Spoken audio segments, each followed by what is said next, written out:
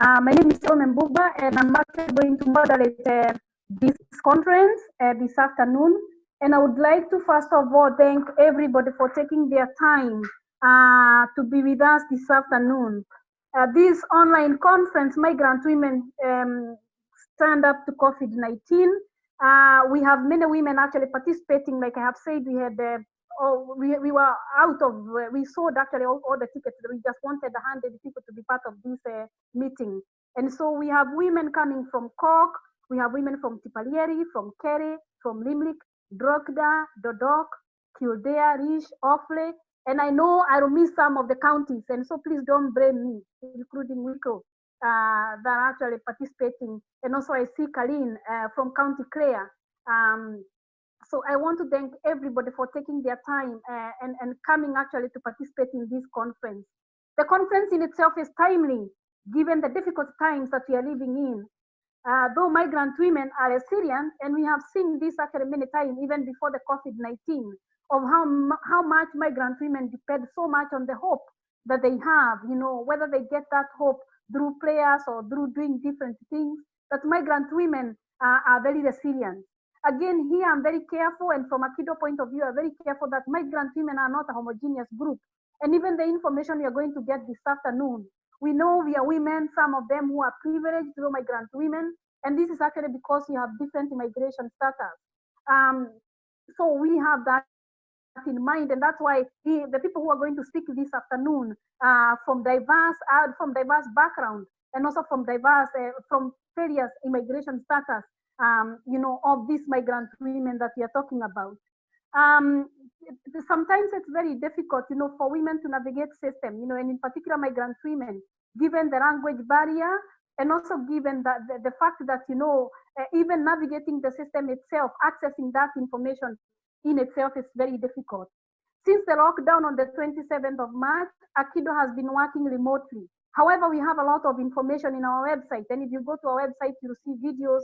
We have information that we have been uploading from HSC, from the government, and from all departments who are actually supplying us with this information. And so, you can also relate that information, but we felt it would be very important to have this conference call today, based on the fact that, since 27th, we've been liaising with women, all migrant, most of the migrant women actually in all the counties. And what we are hearing is that, some women are very lonely, in particular women who are single. We also have elderly migrant women. We have students who are here actually, on a student visa, or they were studying, and they don't have families, so sometimes they're living alone in their houses.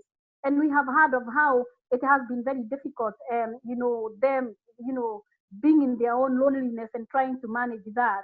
We've also heard of women and how they're struggling to manage children, the fear of COVID-19 itself, not understanding what is going on, what is going to happen, and also the uncertainty there, we keep hearing from many women. When also access to basic needs, and this is actually the basic needs because most people have lost their jobs.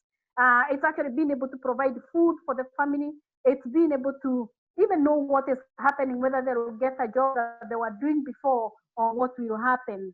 And so we wanted to do this meeting so that women can benefit from hearing people who have information that can help them, rather than just trying to Google online and trying to get information online. And AkiDwA, we work from a human rights perspective. We believe that migrant women voices should be heard, in particular this time of COVID-19. That the voices of migrant women are very instrumental. It's important to know how they're surviving, their concerns, their fear, their coping mechanism, but also the innovative measures that they're coming up with. And later on, we'll hear from Dr. Naomi Machete from Cork, who will actually talk about what migrant women in Cork, in their asylum process, have been doing. And she'll actually, I don't want to preempt what she's going to talk about. So it's very important that, this platform provides that opportunity for people to get information, but also to be able to ask questions if they can be able to ask questions. We have the areas that you see there, and we have actually speakers like you saw on the program. So these are the key areas that we felt as an organization are very key for us to address this afternoon. mental health, and we know that, we just actually launched our research on Let's Talk, mental health of migrant women in Ireland. And even based on the issues that were coming from that report, and it was before COVID-19 had actually been identified to be a major problem, that those problems which were there existing will be triggered more and they'll become a major problem now with COVID-19. So we know that this time mental health of people, which can be contributed by fear, by stress, it can actually become worse, affecting their mental health. Reproductive health, we've been actually working with HSC, we've been getting support from HSC, financial support, to work on women reproductive health. And again, this is on issues of access to contraceptive, for example, issues of crisis pregnancy. And we also have in our midst, actually in this conference, Steve in Nganga, who have been working with men, because we felt that, sometimes women have to negotiate about reproductive health with their husbands. And so it's also important to talk to men about reproductive health. So we'll be hearing about access to support and all that on reproductive health.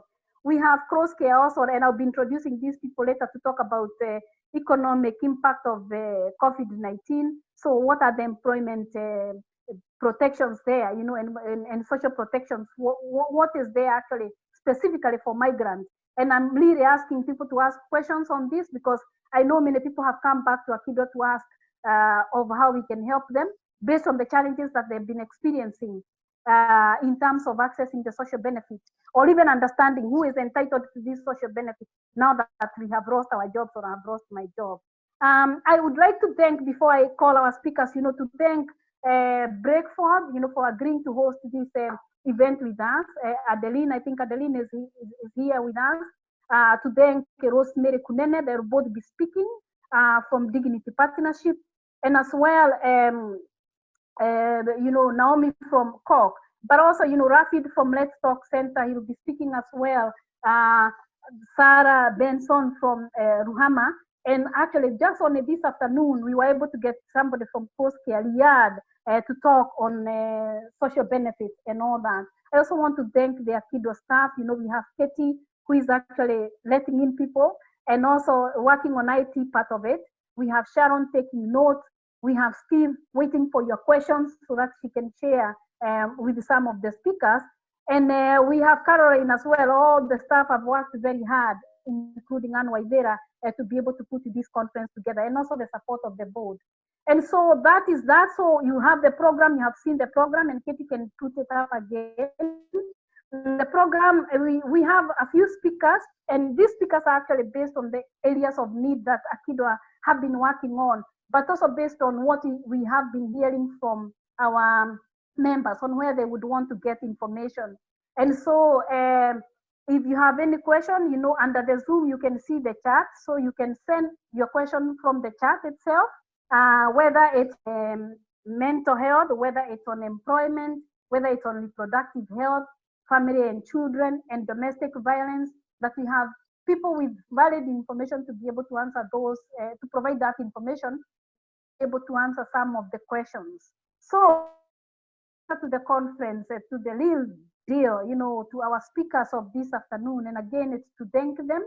And the very first speaker from our program, as you can see, is Ravind Jeawan. And I may mispronounce his name. I ask him to forgive me if I do so. I'll actually introduce him very quickly based on the biography that I have. Ravind Jeawan is the founder of Talk Therapy Dublin, and he holds a level 9 postgraduate diploma in integrative counseling and psychotherapy from University College Cork. He has culturally competent training, so therapists, having trained at the Intercultural Therapy Center in London. He has a specific interest in culturally sensitive counseling and has been working with clients from many different countries, from ethnic background and minority perspective. Ravind himself work on issues of relationship, bereavement, loss, anxiety, depression, domestic abuse, post and antenatal depression. He also provides therapy on, and this is in form of counseling, on abortion and fertility. So Ravind, I really welcome you to share with us the information you have for us this afternoon. Thank you. Thank you, Salome. Can you hear me okay? Yeah. Perfect. Yeah. Great. Okay, excellent. Firstly, and thank you for the opportunity to say a few words. It's a big area, obviously. The effect, the mental health situation since the onset of this pandemic, but there is a multi-wave survey that's being carried out by University in Maynooth and in Trinity. They're collaborating on it, and I think they did a first snapshot of 1,000 people there on the 31st of March, and it was 4 people were describing loneliness being a big issue there. And then about just under a quarter were talking about clinically significant levels of depression, a bit less on anxiety, and then about I think 18% on actually PTSD type symptoms. So it's really quite, it's still ongoing. I think the second wave of this survey is about to start, and there's a lot more of this area to come. But there's a lot of advice out there at the moment, and I just thought I'd share a couple of things that I'm noticing working with clients at the moment, mostly remotely, and also a little bit of information for everyone to perhaps how they might be able to access counselling types of that are also affordable and accessible in the context of this pandemic. So I think the first thing I've been noticing a lot about is there's been a lot of talk around what we can do, creating a routine for ourselves now that this has happened, that we can, to have to try and focus on things we can control rather than things we can't control. But I think it's very important to acknowledge for anyone, for all of us, including how we are even talking here today. I'm aware of it there, that we're all dealing with loss here in quite a big way. Different, and it's different for different people. So we're talking about the whole year is suddenly gone. What we might have hoped for, what we might have planned. We might have had a particular routine as a family, for example, and suddenly now we have everyone on top of each other in isolation together, or with children all around all the time. Believe it or not, we may be also around our loved ones and partners all the time, which is unusual sometimes. And there's hopes of things that we wanted to do, connections to home, even the freedom to feel that we could even, if there was some way to even go back home, if there was a plan for someone to come visit or anything like that, it can be completely gone. It can be us, again, our education, lots of different things, employment now that are all gone. So there's like many bereavement reactions going on, and a lot of people, clients, are struggling with the emotions of that, and they can often not just be sadness, but anger and frustration, and that it's okay to feel that, and that compassion is what I suppose is needed there, as if someone was suffering from a loss of another type, like a bereavement, or like maybe their physical health or something like that. I suppose the second thing that I'm noticing more recently, since we're in a number of weeks now, is the role of boundaries. And I'll try to explain that for people, that I think because we're not, this happened quite quickly, and it happened, without us even having a time to kind of get our head around it. Things are beginning to happen that people don't have, maybe weren't prepared for. So, for example, technology is a very first to connect. But as this is unfolding, we're having a lot of people talking about maybe being zoomed out or videoed out or telephoned out, and this constant contact or expectation to be in groups or socializing, that's beginning to cause stress and anxiety for people.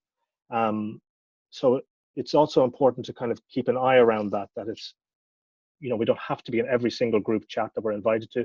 We don't have to be, we don't have to be in every single talk like this that perhaps is going on at one particular time. So there's a boundary around that.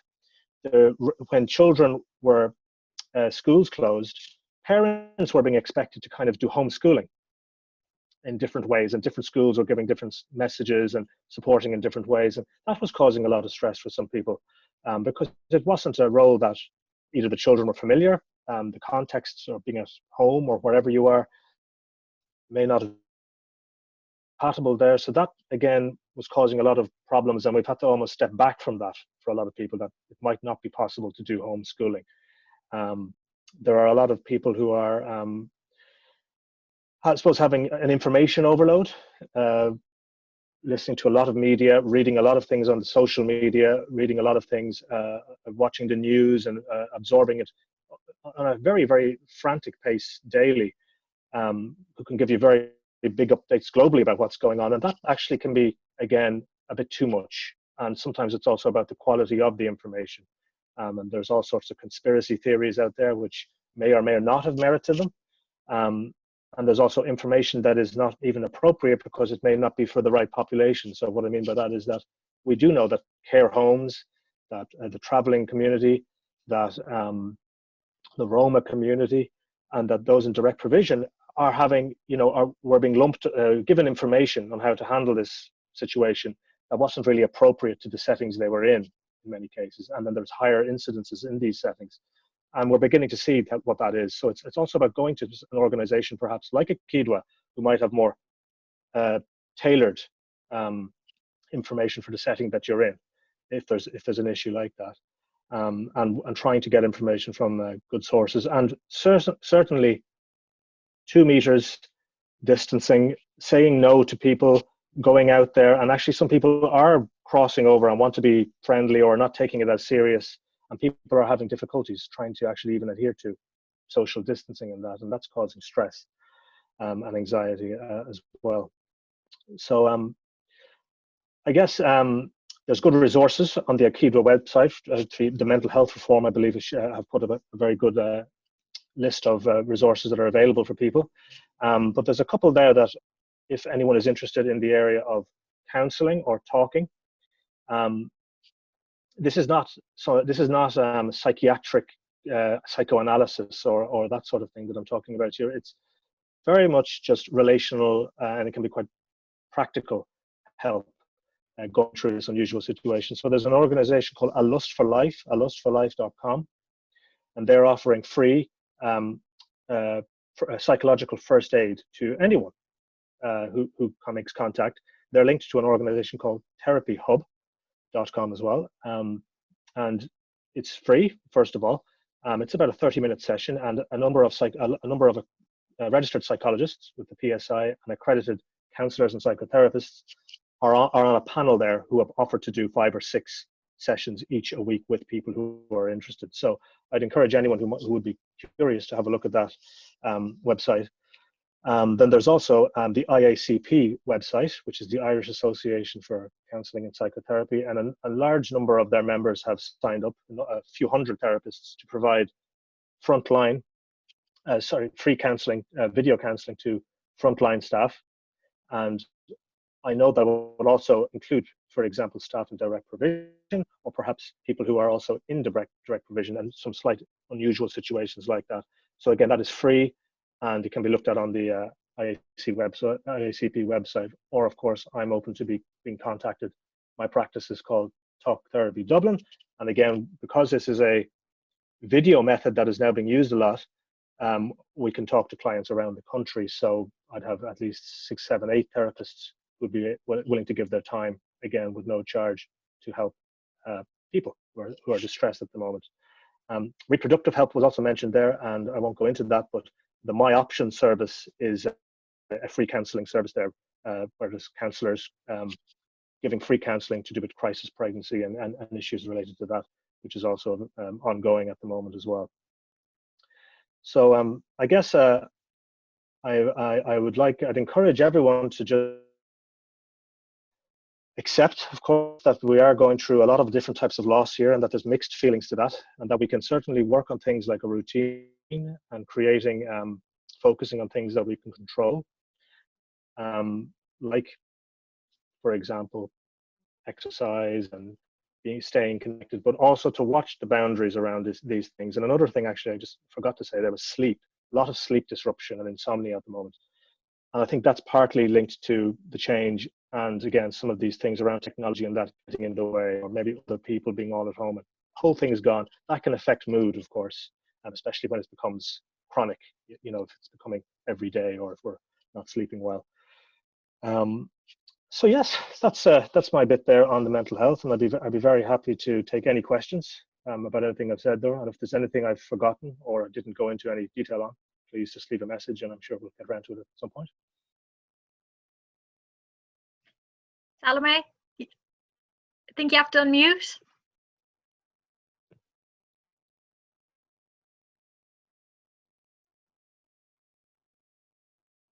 Yeah, thank you. Oh, the technology, we are still learning about it. So it's okay. Thank you. I won't mute myself again, because I don't want to get out of it. Just one thing I got from Ravind was that, the role of boundaries. And actually, we can all say no. It's not a must that we say yes to everybody who asks us something. And I also get your point of people making calls and checking, because it has become so nuisance now. I was actually in another meeting this week where young people are finding it, they can't help it because people keep on checking whether they are okay, and they don't want people to be calling them every time. So where we actually sometimes feel that it's good to check with people, you can always say you're fine, and it's not a must, that people calls you. And we have Anita who will be talking issues of contraceptive crisis pregnancy, so she will actually give us more information. But before I call our next speaker, is just to say that if anybody have a question for Ravind on mental health and stress, anything, please put it on the chat so that we can have it answered at the end. So thank you so much, Ravind, and we'll come back to you. Our next speaker is Rosemary Kunene. And actually the reason why we wanted to have Rosemary is to speak from the voices of migrant women living in accommodation centers in Ireland. We've had so many people talking about them, but we really want to hear those voices. And I know some of the people online conference are from the accommodation center. So Rosemary Kunene is a community activist and social entrepreneur. Her passion is working with people, promoting personal development and community empowerment for the marginalized group, in particular people living in direct provision centers and people with refugee status. She believes in meaningful integration. Presently, she's a joint chairperson for Rich Integration Network, and she's a board member of Places of Sanctuary. Rosemary herself founded the Voices of Migrant Ireland, and actually they've been doing a lot of good things in Rich to encourage community participation for people living in direct provision. Also on enterprise that provides self-employment support services. This is actually what our Dignity Partnership does, and she'll tell us more if she has time. But Rosemary, please take the floor and tell us what is going on in accommodation center. Thank you so much, Salome. Good afternoon, everyone. I just want to first thank AkiDwA for putting out this conference, and most importantly for including women and families living in direct provision centers, because often we are forgotten that we are also the most vulnerable people in our communities. So yeah, Salome mentioned my topic is about women and families in direct provision centers. And I'm just going to be brief, because if I speak everything, it's going to take us the whole day. But life is not easy for people living in DP centers. So I'll start talking about the single mothers, especially mothers who have got children. They are really finding it difficult to manage their time, especially when they have small babies. Maybe they have one or two, like a 5-year-old and a 2-year-old. They're finding life really difficult for them. And in centers have shared facilities, like shared kitchen. They can't go to the kitchen and make meals for these kids, because who is going to be with the kids in the room? And they're actually confined in one room, just themselves and the children, which is causing so much stress for them. I have an example of a lady who was moved during the COVID-19 from Leitrim to County Kildare with her 11-month-old baby, and they were put in the room, and life is just a nightmare for her. and she cannot get any support because we have to practice the social distancing. When she has to cook, she has to wait for her small baby to go to sleep, and then she would go in the kitchen, just prepare something for her and the child. And she just told me yesterday that her neighbors would be banging on her wall when the baby is crying.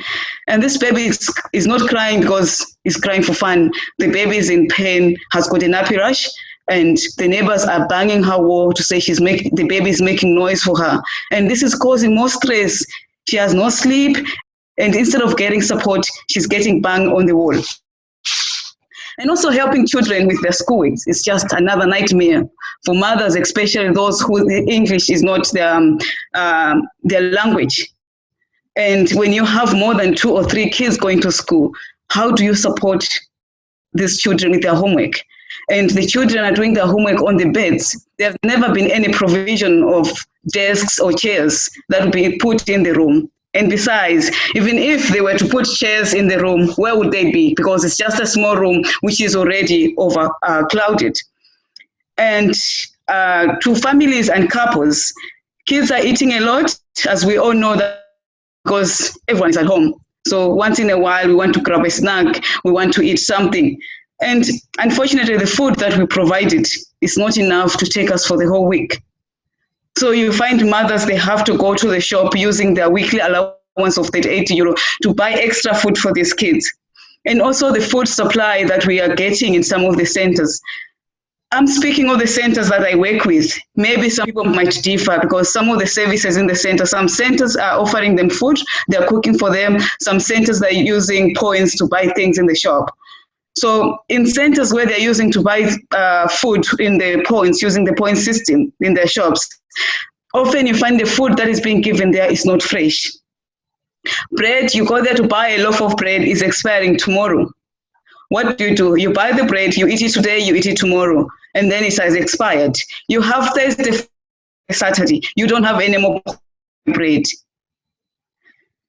And also the lockdown, before the lockdown, people were able to get food and maybe some help from friends and maybe family members. But now it's kind of like it's really impossible. And because of the pricing of the items in the shop, it's just making it impossible for the children to have enough food for them. And the prices are just outrageous, the way they're putting them. And eating healthy is something that we really struggle to do, because the food is most of the time is either the processed food or it's the same. Most of the shops, they hardly have fresh vegetables, especially the green leaf fresh vegetables. You can't get that, and making it impossible for someone to make a healthy meal.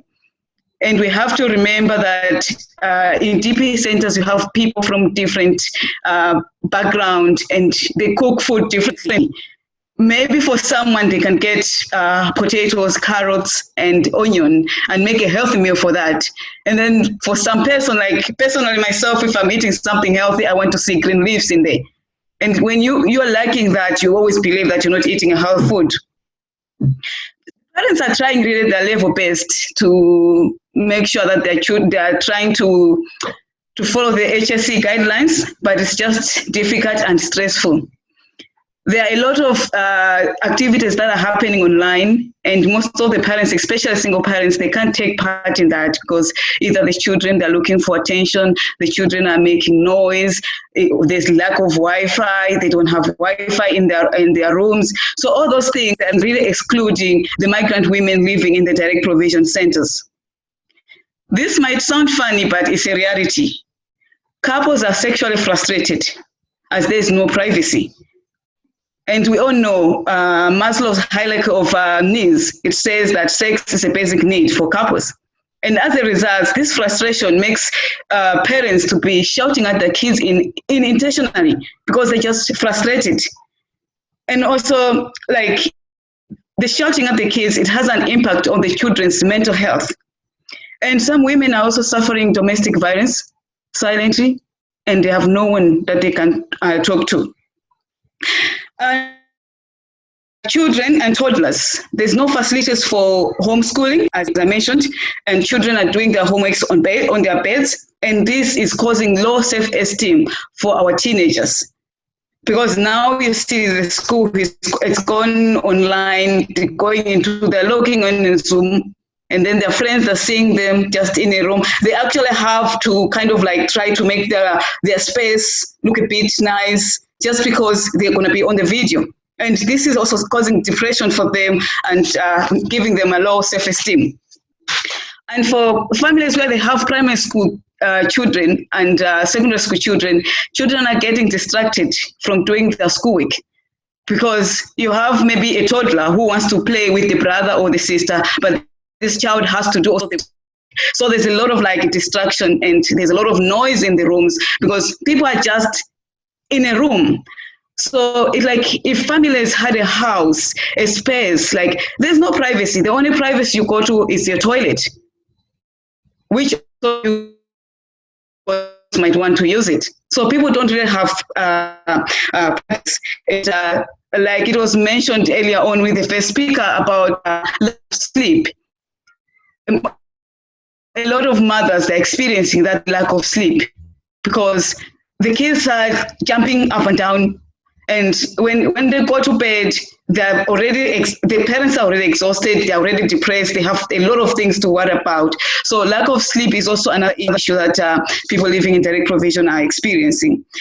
So yeah, to finish up, I just realized that we have a few people who live in direct provision. So I just wanted to give a few advice to say there is a lot of negativity around us, but if we can reach out within ourselves and have maybe reach out to your resident committee. And if you don't have a resident committee, create a WhatsApp group and try to look after one another, because there are people in these centers that are suffering in silence, and it's only us ourselves that we can help each other.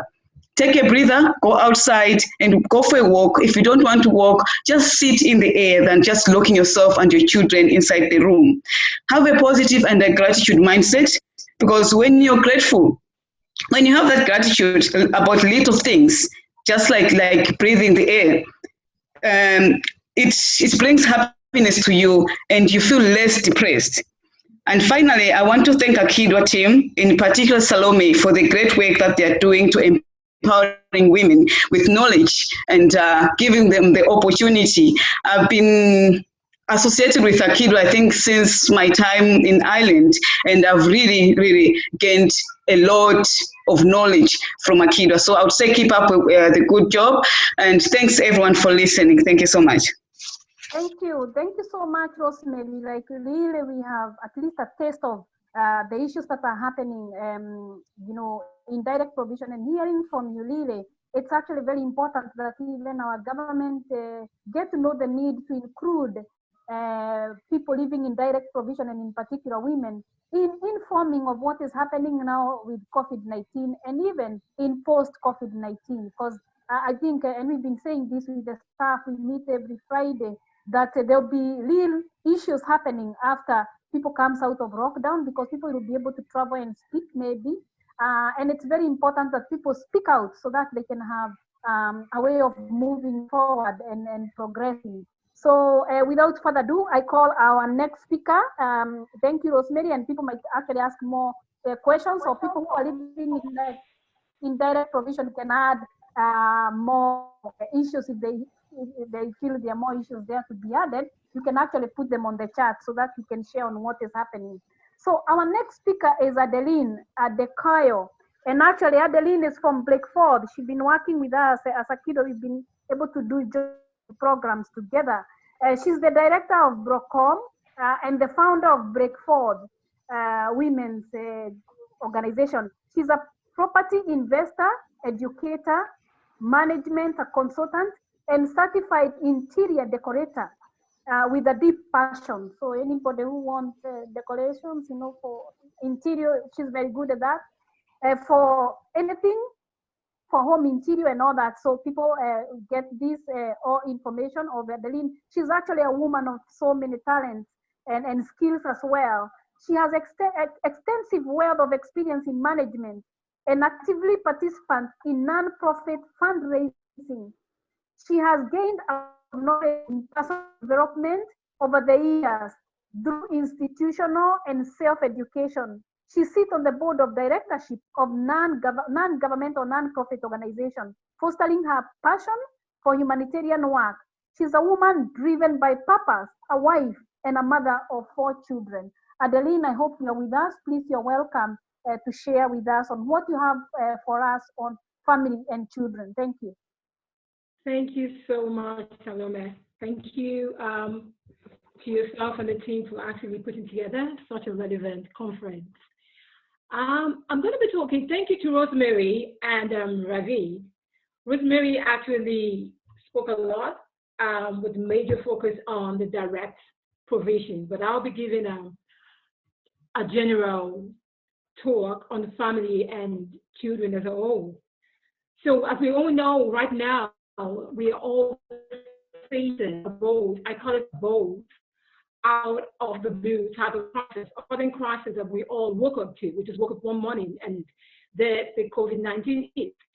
And Rosemary and Ravind actually touched on the effects of COVID-19 on individuals and families. So I'll be focusing more on the area of parenting at this critical time, because we know it's not really the kids. Of course, everyone is going through a challenging period, but I would say for our children, they are really, really finding it very difficult to cope, not only with the news, but also with the lockdown. As you know, kids have so much energy, and our youth also have so much energy. So today, I'm just going to be giving a general tip on how us as parents can actually support our kids to make sure that they come out from this situation via stronger people and not with our mental health issues. So I'm going to start again, like I said, leadership. All of this falls on us as parents. As you all know, that everything rises and falls on leadership. I know that us as parents, we are going through it ourselves, but having said that, we still have to make sure that our kids are in a very good position post-COVID. So I'm going to, like I said, I'm going to give you just a general tips on what we as parents can do to support our family at this. So again, number one would be to accept the reality. And I would say at this stage, I think pretty much everybody has accepted the fact that COVID-19 is real, and most of us have accepted the effects it has on both individuals and the family unit. So the first thing, like I said, accept the reality. Then after that, communication. And this way parenting comes in. We have the responsibility as parents to actually communicate effectively to our children, because they are even more confused than ourselves. And we are in the position to let them know what is going on, and at the same time, for us to offer them hope. Because they want to, again, like I said, the children actually look up to us in times of crisis. They want that assurance. They want to know that everything is okay. So we need to communicate with them, listen to them more. This is not a time to tell them, oh, go, go, go, I'm busy. We have to take them out from our very busy schedule, because I know some of us still work from home, but we still have to give them that attention for them to know that there's somebody that's there to listen to them when they're down. So communication is very vital. And also, from statistics, we know that so many people right now have lost their jobs. There are about more than 600,000 people right now. So it's not business as usual, where the money is just there to buy. So we need to be able to communicate this to our children, to let them know our financial situation, to just let them understand that this is not a time for buy, that we have to save. And we have to do that in a very loving manner, not to make them feel as though that they're bothering us or asking for too much. So communication is very, very key at this critical period.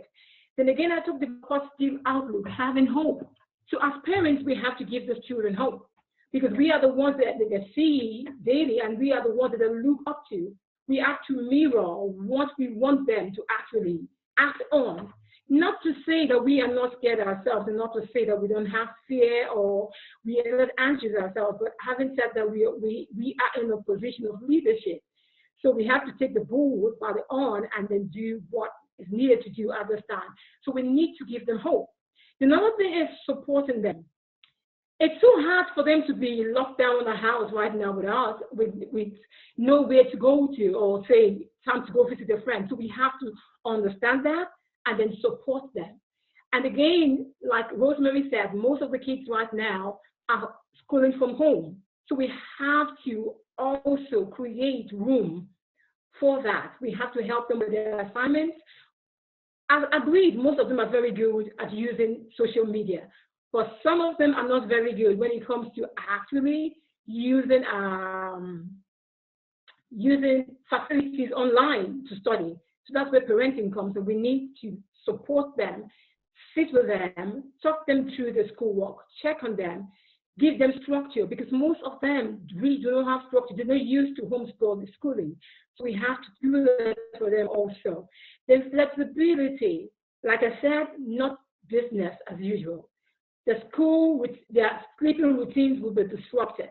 We have to be flexible with them.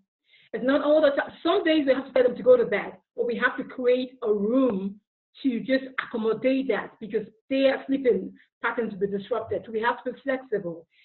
And I mentioned again, patience. Most of them right now, they are confused. They really don't know what to do. So we have to be patient for that. Patient more than ever, because without patience, because I've gotten reports of so many homes now that their youth are getting upset over little things at home and wanting to pack their things and leave the house. This is not the right time for that to happen, because if they leave their house, and we are looking at ways, the government and the general public are looking for a way to contain this pandemic, by the time the kids get angry and they decide to leave the house, it's just going to heighten our problem and worsen our problem. So we have to be patient with that. Come down to the level, talk things out with them, and see what the problem is, and then find a way to sort that out. Then another thing is creativity. Right now, people are just wondering and don't know exactly what to do. Our kids are just going around the circles without a clear direction.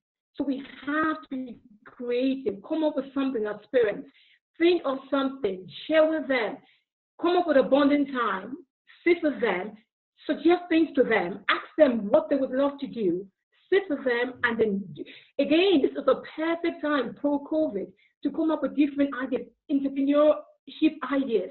Come up with something that's not too expensive. Give them ideas, go online with them, and just give them ideas. Come up, because when you come up with something or ideas for them, it will keep them busy, and that will reduce boredom, because when they're bored, then they become very frustrated and on the edge. So be creative, come up with ideas that can actually make them better post-COVID. Then boundaries. Children love the space just as much as adults do love the space, especially teenagers. And because of the lockdown, everybody's confined to just a little space. But having said that, we have to realize that even in that little space, we have to respect boundaries. Give them their space. If they want to be in their rooms with their phones or whatever, let them be. Again, parents probably will say, oh yes, they're always in their rooms on their phones. But this is the time not to always knock on the door and just go off and off and off on that. To give them the space, and when it's time for them to come out and you guys have a family time, then they come out and then you all have a family time. But having said that, let them have the space, respect their space. After all this, and if you think you're still having issues with your children or the youth, please feel free. There are a lot of support systems out there that you can actually avail of. AkiDwA is there. Women Aid is there. We have other, that's Women of Excellence. There's a lot of women organizations that you can actually be. And then call your friends, talk to other women, to other parents, get tips from them, because every family is different. There's some people that actually have different strategies that have worked for them. So do not be scared, or do not be reluctant to actually pick up your phone and ask for support. If your kids are being very confused, or if your kids are they're very bored, or they're not happy, you can always pick up the phone. Having done everything you think you can do as a mother or as a parent, and yet no positive results, you can also pick up your phone and talk to other people. And again, like I said, I just pray that at the end of the day, we will all sail our ships and get into the shore safely. Thank you so much, Salome, for giving me the opportunity to add my 1 cent today. Thank you so much. Thank you. Thank you so much, Adeline. We can definitely learn quite a lot from you. And it's true what you have said, that, you know, every family is different. And so the way they deal with their children will be also quite different. We also are aware that children are at different ages and stages. So we also have teenagers sometimes who are very difficult to control and who are difficult actually to keep happy. So it's very difficult there. There's also a challenge, you know, somebody asked, and I have been asked many times, for children living in direct provision, and especially for those who are in school, that, some parents are able to give their children a phone to make them go away and keep themselves busy, you know, playing with maybe a kind of a game. Direct provision, sometimes it can be very difficult because some of the centers may have Wi-Fi, or they may have a very weak Wi-Fi. Also, you have some places where you do not even have those technologies. You don't even have that phone that you can give the child. It may not be a smartphone. So there are little issues. Get our time to have that free time for ourselves as parents who are very busy actually managing the children. But the best way, like Adeline have said, is actually being patient and coming up with the different strategies of dealing with them. So thank you so much, Adeline, and thank you for supporting this conference and being part of us for several years now. So we move on to our next speaker, who is actually Sarah Benson, and Sarah will be speaking about issues of domestic violence. So Sarah Benson is the current CEO of Women's Aid, a leading national frontline and advocacy organization for domestic violence and abuse in Ireland. Previously, Sarah was the CEO of Ruhama, the NGO working nationally with women affected by prostitution, including victims of sex trafficking. And before this, she was the manager of the National Domestic Violence Helpline. Sarah has extensive additional experience of work with the community and voluntary sector, both in Ireland and abroad. Sarah, welcome, and please share with us the information that you have. Thank you, Salome, and thank you to AkiDwA for inviting me to participate in this. Can I just commend the previous speakers also? Really interesting, fascinating inputs from everybody who's contributed so far, and I'm taking notes. So I'm just going to say a little bit about the issue, particularly of domestic violence and abuse as it's impacting at the moment.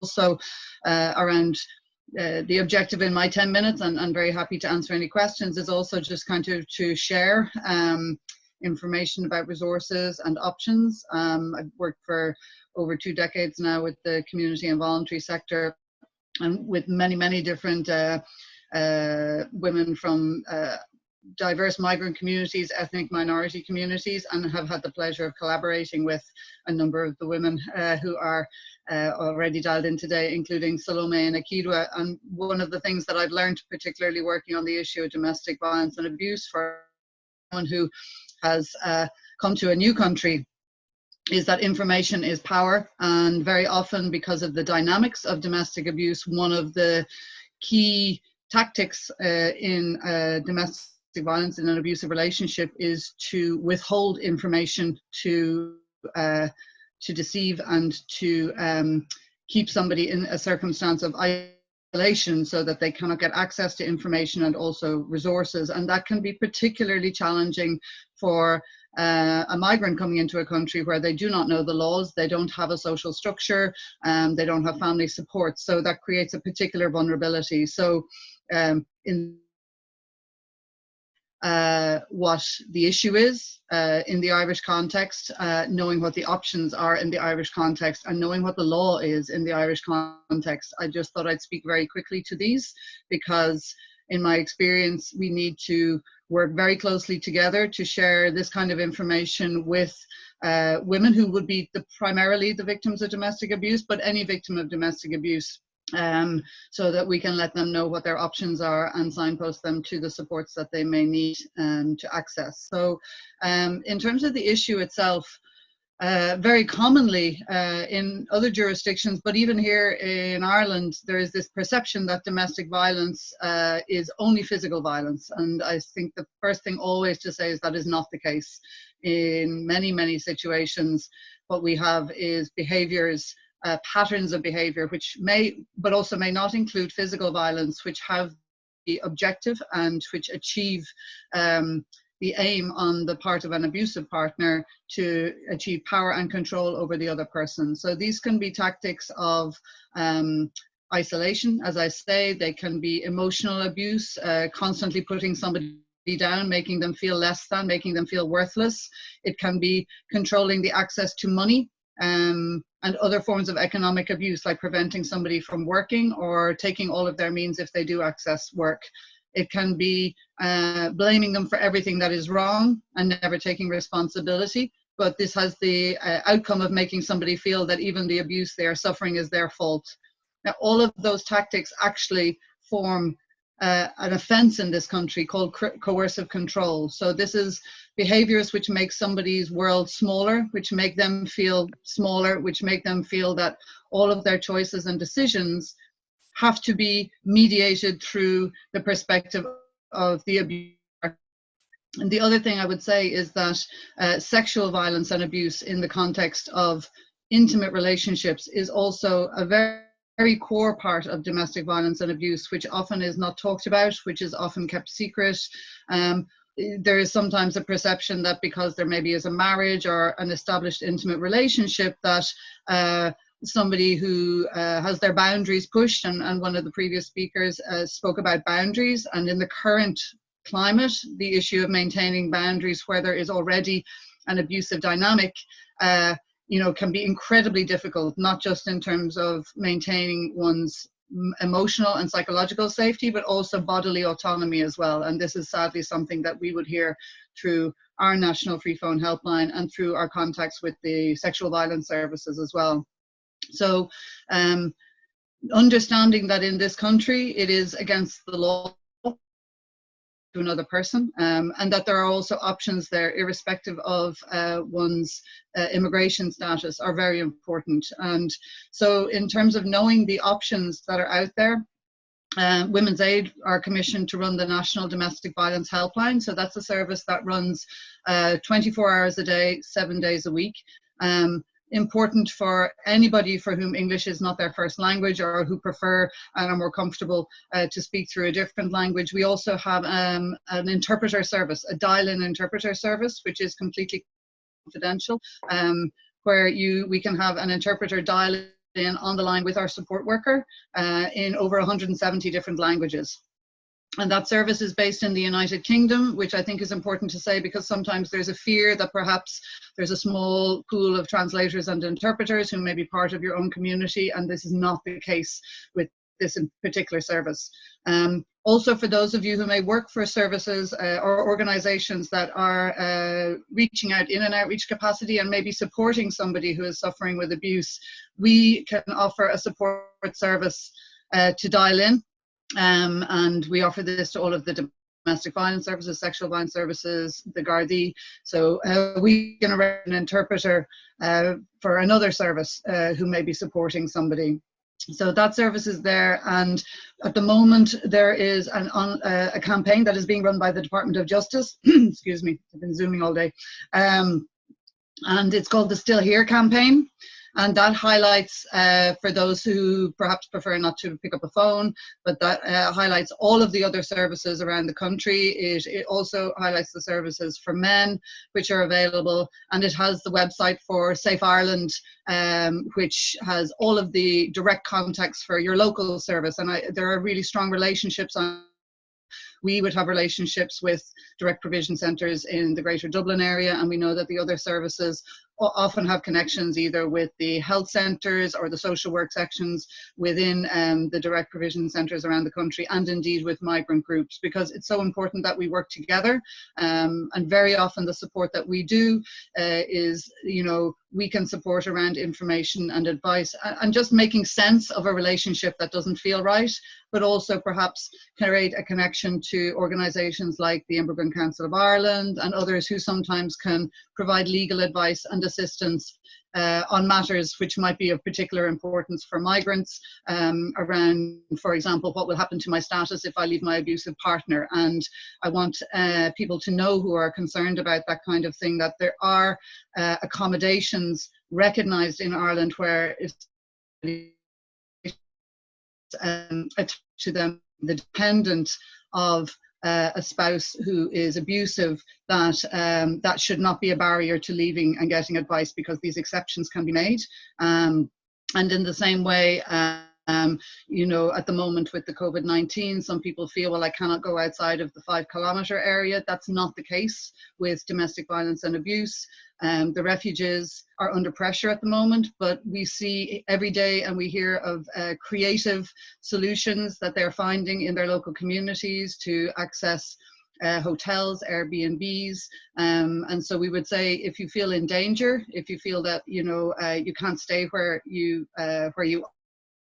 first to contact the police if it is an immediate situation of risk. They have said very clearly that domestic abuse is a policing priority. So if you can only make one phone call, or you're supporting somebody who's at risk who can only make one phone call, that should be to the Gardaí. But if you need to get out, you could contact ourselves or look up online. As I say, stillhere.ie has the links to the other services, or Safe Ireland. And reach out to see if there is a refuge space that can be made available to you, and they then can support you with you know, looking at what your options are, your safety and your children's safety, and to unpack what the options might be, the what next. So it's really important now more than ever that we all communicate and we make sure that we are available to everybody, in particular those who might feel that they are being left out or excluded. And you know, that can be migrant, traveller, Roma, women, you know, people with disabilities, also members of the LGBT community can feel isolated on this issue. So what I want to share today is that our services are available to advise and inform anybody in that situation, because abuse is not acceptable in any situation. And I suppose those are the key points I wanted to share in my 10 minutes, and I have 10 seconds left. So I'm going to stop now, but welcome any questions later on. Thanks. You're perfect, Sarah, and thank you so much for keeping time, but not only for keeping time, but also for the information that you have provided. Thank you very much, you know, even for talking a little bit on cohesive control, and also giving people information on the kind of support which is out there. And I know in this conference, we have also offered domestic violence services, you know, so they are here, and they do support women from Offaly as well, and Lish, I guess. We also have Mary Cleary from Sexual Violence Cork as well. So please, do not feel like you are alone. If there's any issues of violence, go actually to our website. You have information on Ruhama, not Ruhama actually, the Women's Aid, but also other services that can provide you with these needed services on domestic violence if it's happening. So people can get this more information on our website if they want to explore more. But this information is not only for us. Actually, the women, most of the women who are in this conference call this afternoon conference meeting, migrant women leaders. So it's actually for you also to be able to help women out there who are, you know, experiencing some of these issues that we have actually been highlighting this afternoon. So thanks a million, Sarah, for that. And people might come back to you with questions. I think we'll have a few questions on that.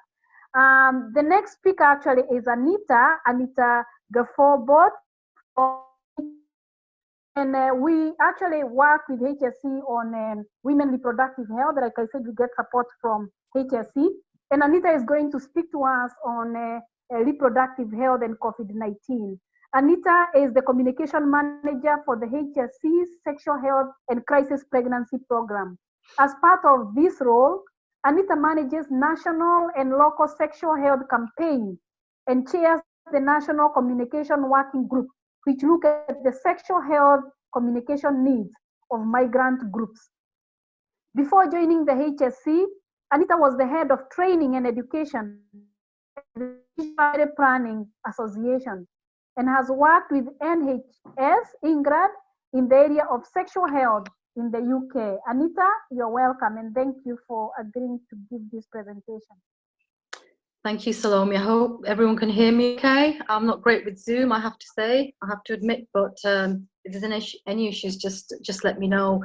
I suppose just to say, listening to Rosemary's talk there about people living in direct provision centres, particularly women, living in situations and circumstances that we can't even imagine living in.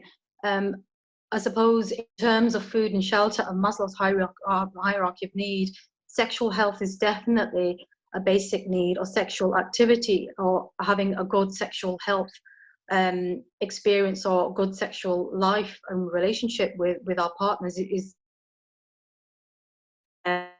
So I suppose when it comes to the information that I'm going to present here, it might not be deemed as basic, but it can be quite basic depending on the circumstance that you find yourself in. I'm going to aim to provide very practical guidance in less than 9 minutes. So I will send Salome the document I have here with all the links to the services that the HSC either provide or manage. And hopefully if you need more information, you can refer to that document. Just to say, as a program within the HSC, we lead on the sexual health needs of sexual health as a program within the HSC, and we recognise that women face many barriers to accessing sexual health services. And again, migrant women may not know that they're entitled to sexual health services that are free, or support that's free as well in this country. So I'm just going to give you a quick overview on that. But just to say that as a program, we do try and provide timely advice and information that's credible and that's culturally sensitive. You know, it doesn't matter which community you're from, we all have sexual nuances and we all have different ways of talking about sex. So the information that we give to people is non-directive, it's non-judgmental, and hopefully it's easily accessible and understood as well in different languages. Before COVID hit, I think even before we found ourselves in this situation, access to services can sometimes be really challenging for a lot of people. A, they might not know where to access information from, and B, they might not know how to maybe navigate their way through the information that they've been given by their GP or their doctor. Sometimes our GP consultations are very, very quick, and sometimes we might not have enough information before we've gone into that consultation.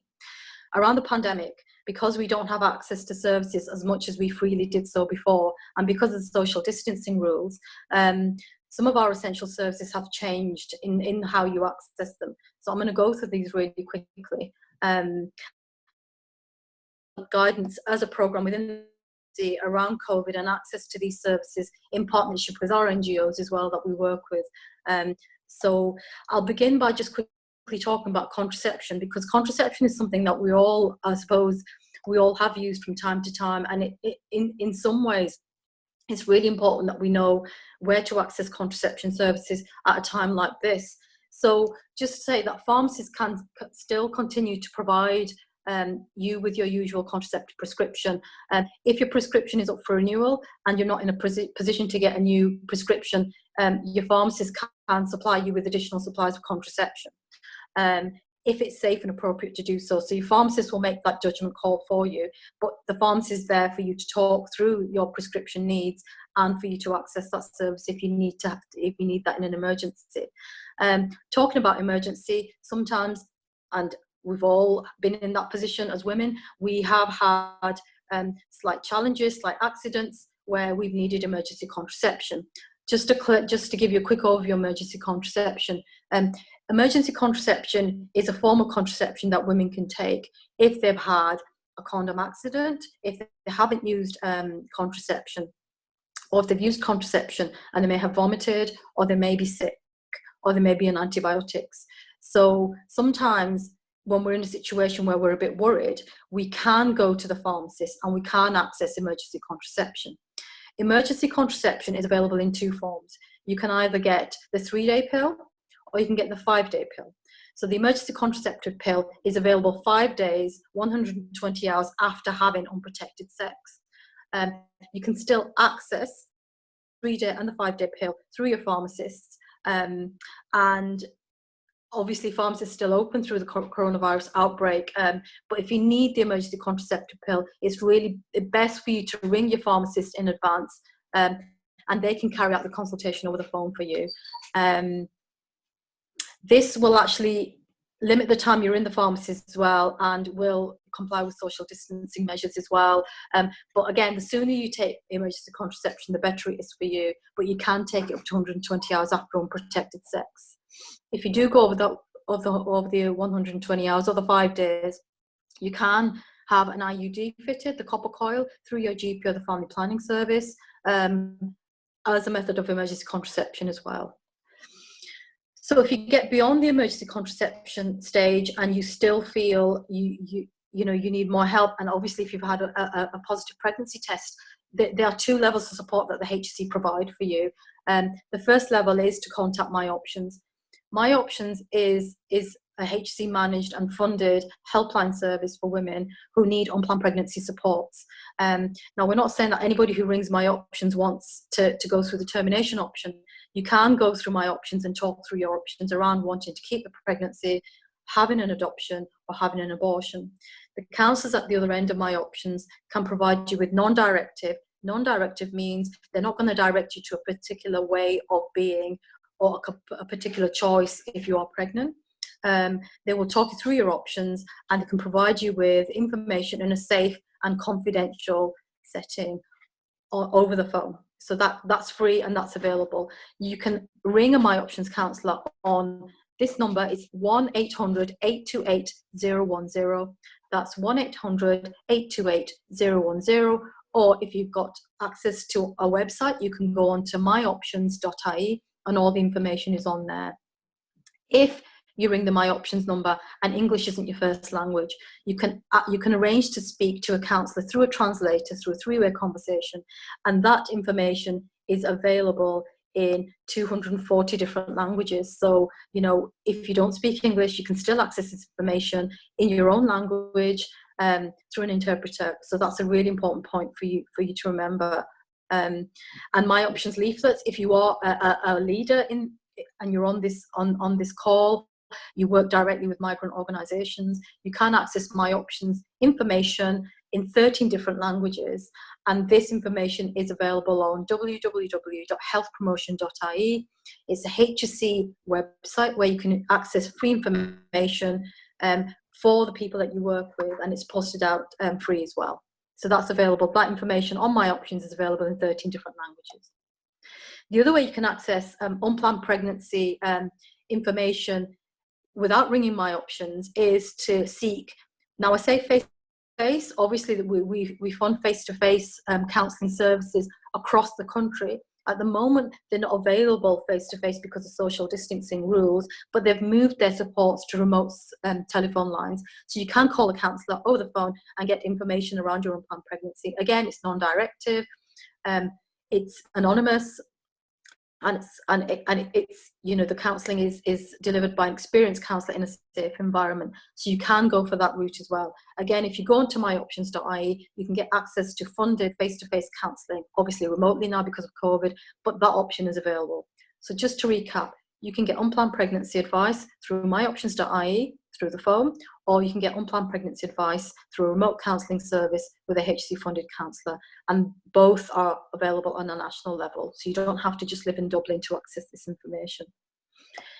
If you feel you've gone through My Options and you want to have a termination during this emergency situation, you can still access an abortion.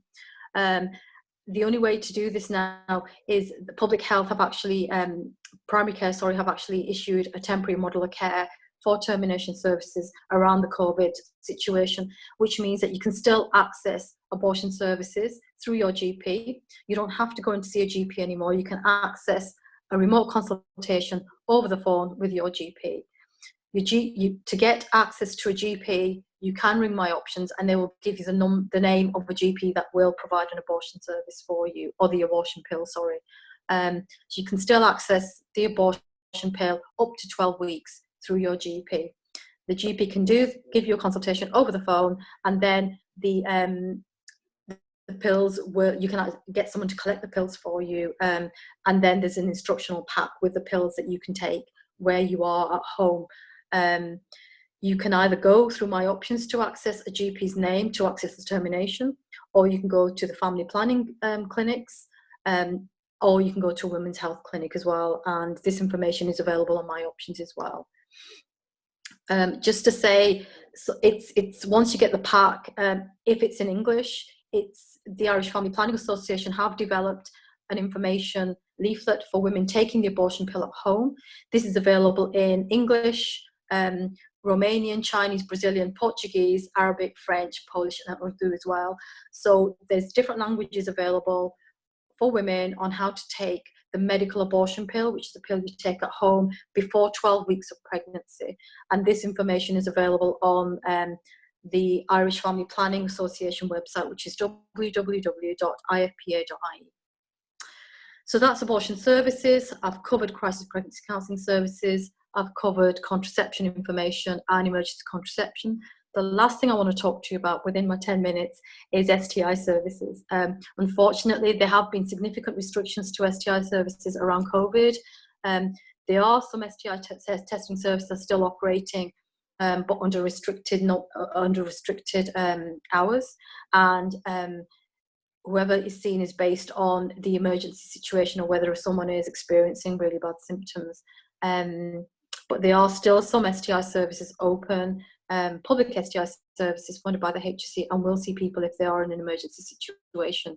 Information on these services is available on the HIVIreland.ie website, and that information is updated on a regular basis. So all the information you see on there around the hospitals and the public health clinics that are offering STI services is updated information. So there's a couple of different things to remember there. I think the main thing to remember is if you're in an emergency situation, you've had unprotected sex, you can still access the emergency contraception pill, you can access unplanned pregnancy counselling services, and if you feel you need to have a termination, you can still access the medical abortion pill at home through a remote counselling session with your GP.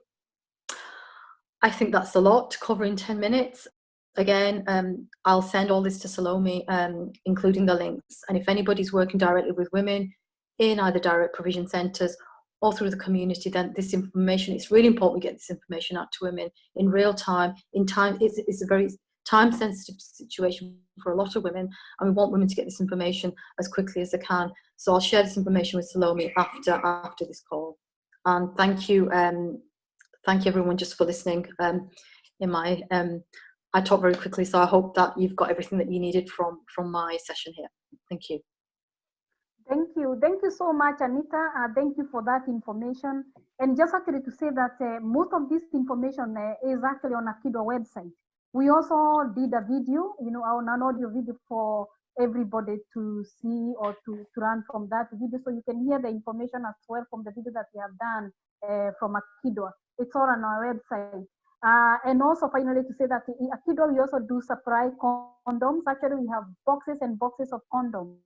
And Steve in there, he's been working with men, but also in accommodation center to supply these condoms. So if any of you migrant women leaders are in a position to be able to supply these condoms, we encourage people to be safe. So that's why we have these condoms. And so we have boxes in AkiDwA. Please don't forget if you want. I know we also have somebody from Gosh. I think it's Anne from Gosh. And Gosh, they also work on men's health and also supplying of the condoms. And testing as well for STI and all that, and HIV. So it's very important that we get to know about the services which are there. Please refer to our website as well for more information that we didn't actually, or people didn't manage to take. But there's help. You can see there's a lot of help out there. The major problem is actually how to it. And also, if it's written in a language that people don't understand or people don't even have a way of getting into that information, can also be difficult. We have our 3 final speakers actually this afternoon, and I call our next speaker, who is Dr. Naomi Masheti. We actually today said that we'd also like to highlight the coping mechanisms that migrant women have out there, and as well the innovative ideas that they're coming up with. So Naomi is going to talk to us about this. And so Naomi Masheti is a psychologist and program coordinator at Cork Migrant Center. She is a 3-time graduate of UCC, University College Cork. She graduated with BA in Applied Psychology and then Forensic Psychology as well. And she has a PhD in psychosocial well-being. Mainly, her area was on sub-Sahara African migrant children. Dr. Masheti has been living in Cork since 2001, and she was very instrumental in setting up the Cork Migrant Center, Psychosocial Wellbeing and Integration Hub at Nan-Nego Place. They are based in Cork, and their work actually is based on the culturally informed psychosocial model of health and well-being, which is normally used in humanitarian settings. Dr. Masheti, you're very much welcome to give us some information and also to present to us on what you have for us this afternoon. Thank you. I just need to unmute Dr. Masheti, but I'm not sure of her username on Zoom at the moment. So if you add something to the chat. Claire. She's Claire. Can you see her? Oh, there's a Claire here. Can you hear me? Yeah. Yes, Naomi, welcome. Can you hear me? Oh, yeah. Claire is my daughter's name, so I don't know how. Okay, great. Thank you. Thank you so much, Salome. Thank you so much, AkiDwA, for seminar. I think one of the advantages of speaking last is that you don't get to repeat a lot of points that you have because other people have already talked about them. So thank you very much. And as Salome has said, I work at the Cork Migrant Center. I'm a psychologist. My background is in psychology, but we use the psychosocial model of health. And for those, just to say to everyone, that's psychologists, we are really good at looking at the individual, at the emotional, and just really at the individual psychology. But psychosocial model goes beyond that. It looks at the cognition, the thinking, and how you feel, but also at the knowledge and the skills, and also look at the social capacities and the cultural capacities, and kind of look at that kind of holistic model of health, which is very good in that it's a preventative health. We are looking at the stress that are facing individuals before they become pathological and they go to clinical settings. So basically, I work with people in direct provision centers mainly. We have about 6 direct provision centers in Cork, and or people who have just transited from direct provision centers to the community. And our program center around mothers and babies. I heard Rosemary talking about the hardships of mothers with small babies, which is really difficult because these women then can't socialize, they can't work, they have small babies, and these babies, because of lack of stimulating activities in the Reprovision Center, we do know that age of 0 to 3 is an age of intense growth for children, brain activity and growth. And so that's at times that they really need the stimulation. And again, we also work with teenagers. So we had a lot of programs of women and babies and teenagers coming to the center where I work, which is a beautiful place with gardens and fantastic to create safe spaces. But with COVID-19, that stopped. So there was no more activities and the mothers and the teenagers couldn't come. And we had to kind of really think about how to provide our services during this time. And we did a lot of different things. I heard Rosemary talk about how lack of facilities, internet facilities, homework, access to homework for the teenagers. So we did things like we bought them credit for their phones so that they could access the internet and have social connections that are so key for them. We had a campaign which we called laptops for lockdown. We raised funds and bought just so that they could access their homework, and particularly children that were in junior cert and living cert. In terms of the women, we continued with the coffee mornings on Zoom.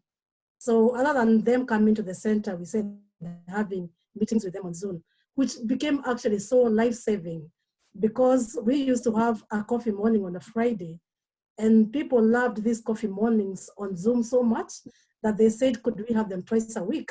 So we normally have them on a Tuesday and on a Friday, which is brilliant.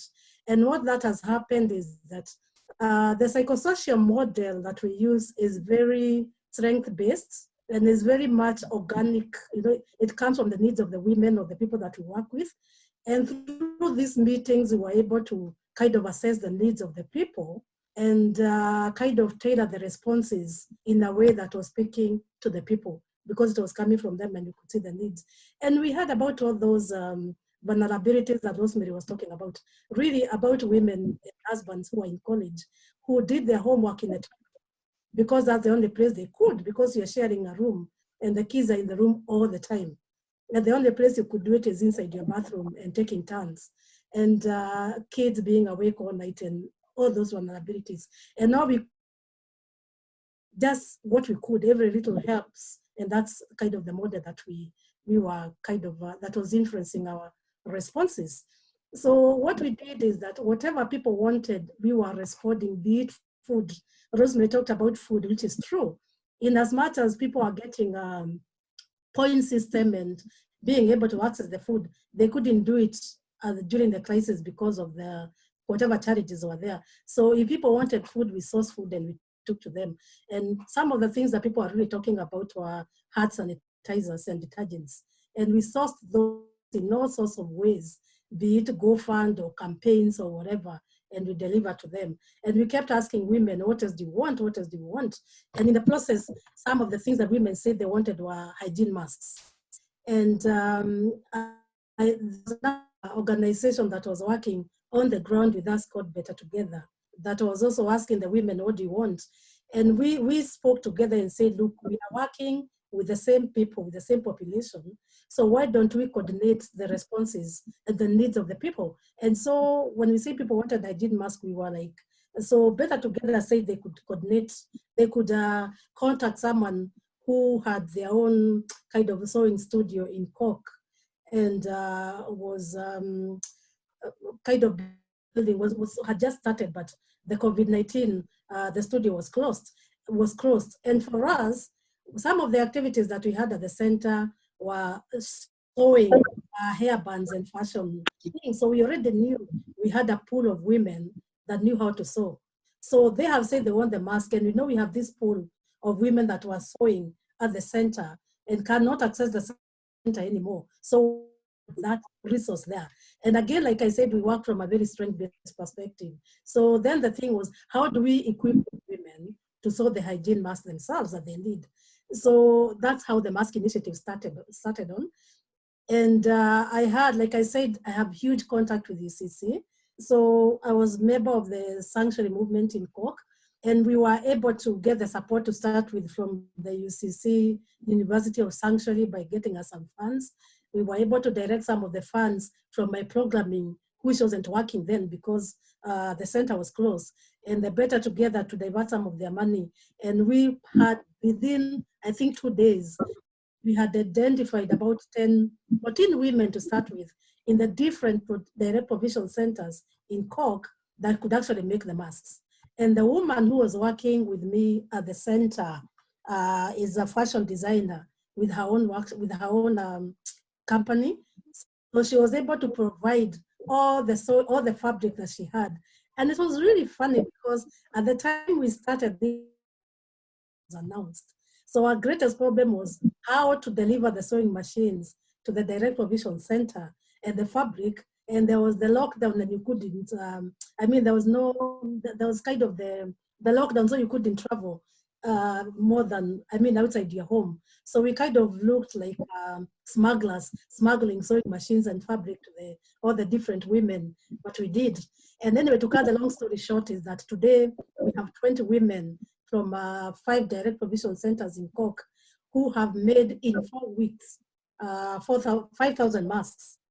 And our goal was to make 6,000 masks to meet the demands of the women, and more so other people who are living in the direct provision center. So according to our calculations, there were 2,000 people in the direct provision center, and we decided to make 3 masks for each child, man or woman living in the direct provision centers in Cork, just because they felt they needed to do something, and it was very difficult to social distance in the direct provision center.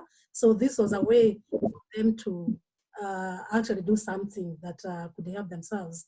So to date, that's, and I think what really is this kind of the anxiety that everybody was going through and feeling helpless. We all did, and we all do feel helpless, and what can we do? And I think for these women, it was something they felt, it was the agency they felt there was something they could do about their situation. And I think for me, it was really important, particularly in this, we are living in an area of exclusion, where people in the direct provision center and migrants in general are viewed from a very deficit lens as people who just take from the society and people who don't give. So for them to do something that was so useful in COVID-19 response was very strengthening and really good for the women. And for in terms of even kind of trying to address the exclusionary measures that, look, the people in the direct provision center or migrants don't just take, they can also add something, and they can respond, they can add something to this fight. And that was really, really useful, and it's going really well.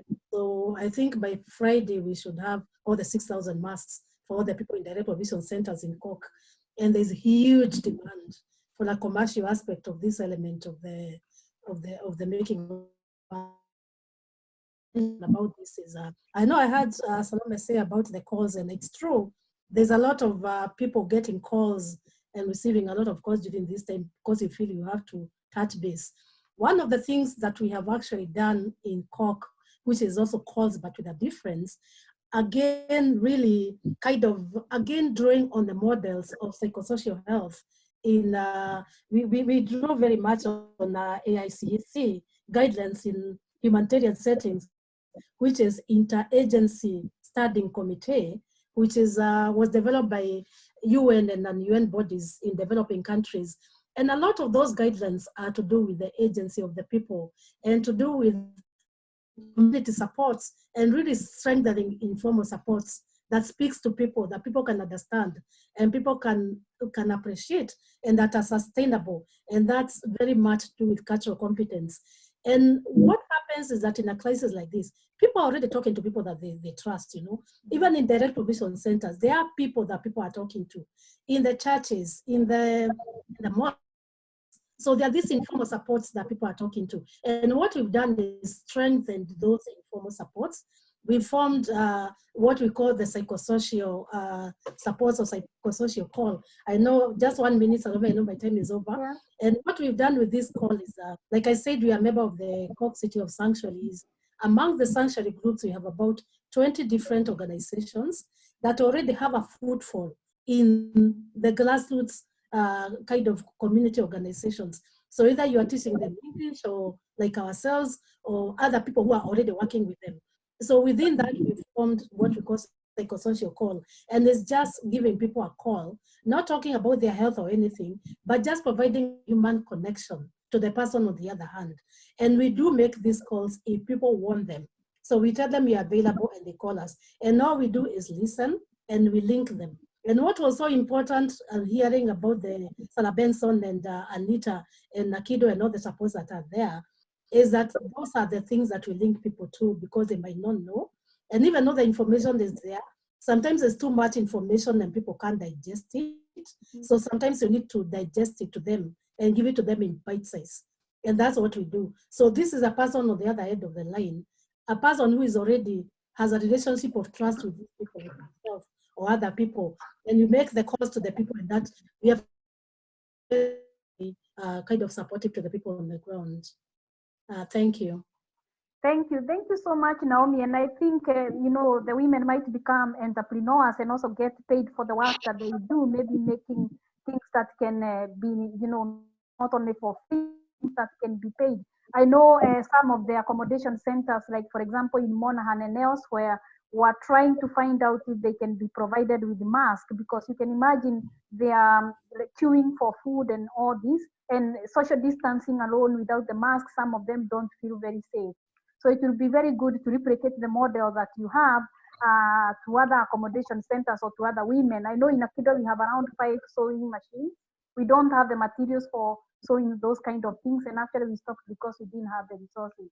And I know there are other people who can talk about entrepreneurship. We have Sandra as well, who have joined, and there are issues of entrepreneurship and employment for migrant women.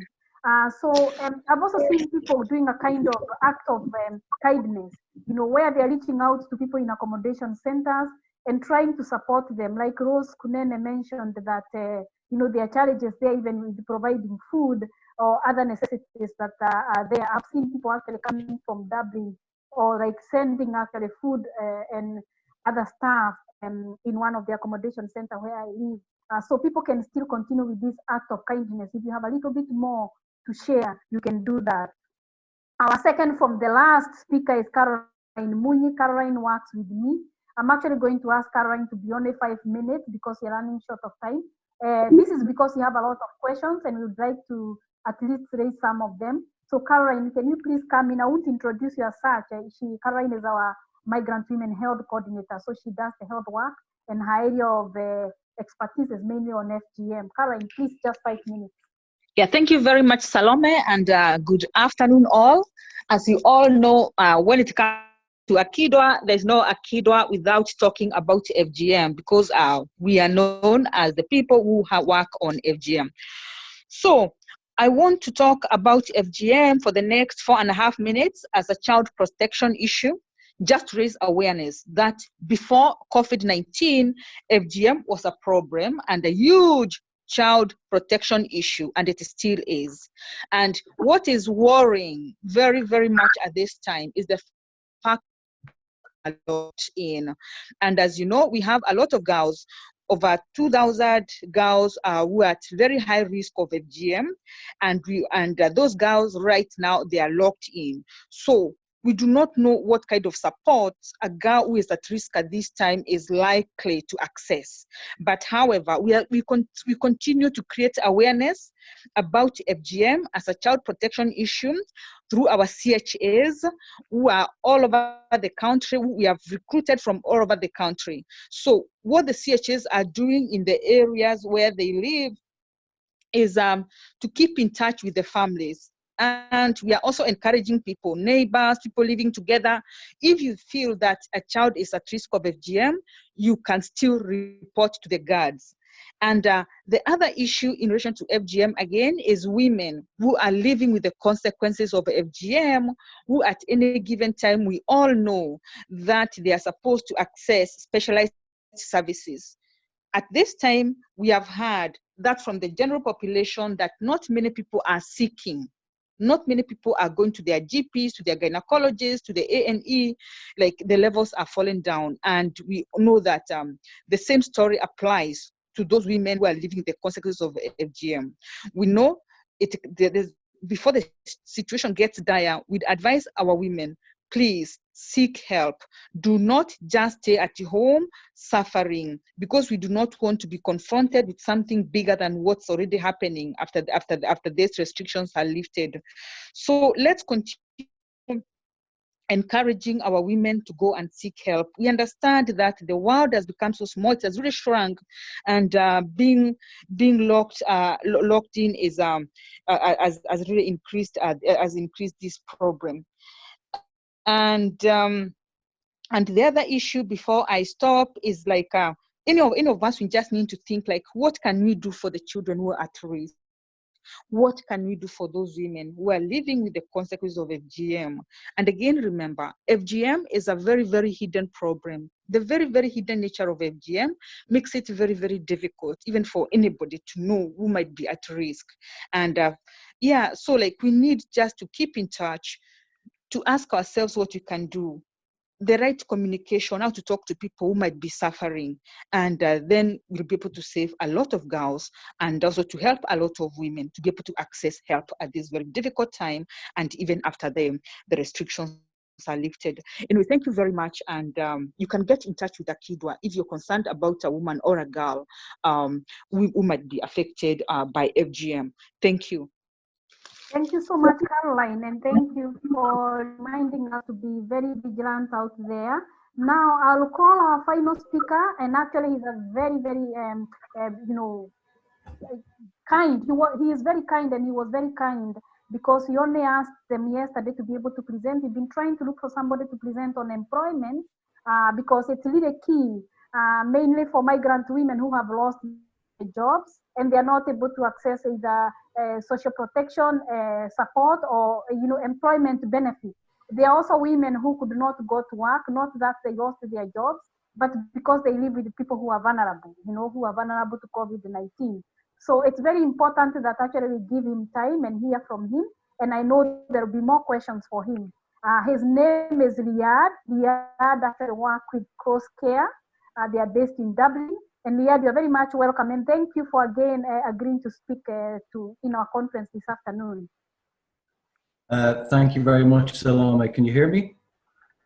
Yep. Yeah, okay, thanks for the invite. I'm just going to give a very brief presentation on employment and social protection benefits during the COVID-19 pandemic. So I'm by no means an expert on social welfare or employment issues, but I'm the new policy officer at Crosscare, and I've been interacting with my colleagues in the Department of Employment Affairs and Social Protection.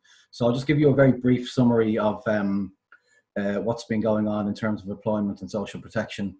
By the way, also, we're not the authority on social protection. If you want the official information, go to the gov.ie website for the pandemic unemployment payment and also for the employer scheme.